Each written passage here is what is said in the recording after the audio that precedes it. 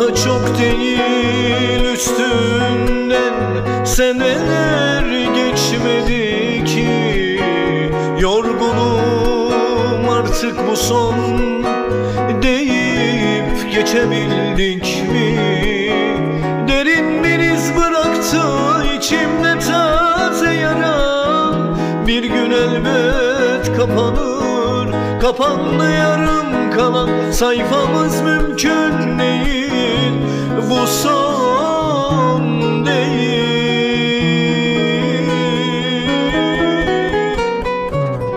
Ayrılığın acısı sorulur mu yanına? Aşka düştüm düşeli, kül oldu bahtım kara. Ayrılığın acısı sorulur mu yanına? Aşka düştüm düşeli, kül oldu bahtım kara.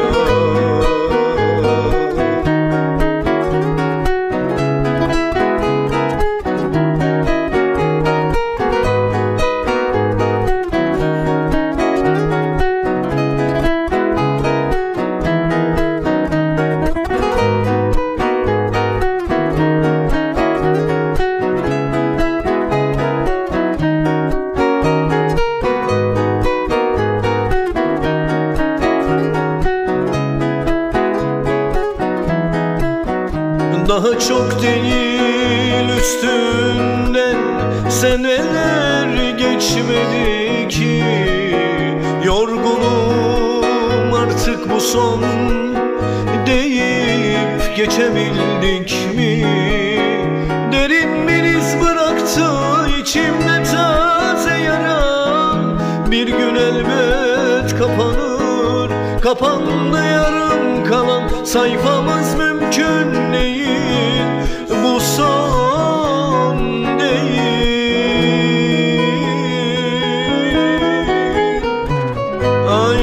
Ayrılığın acısı sorulur mu yanına?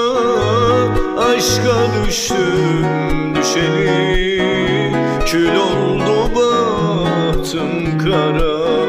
Ayrılığın acısı sorulur mu yanına?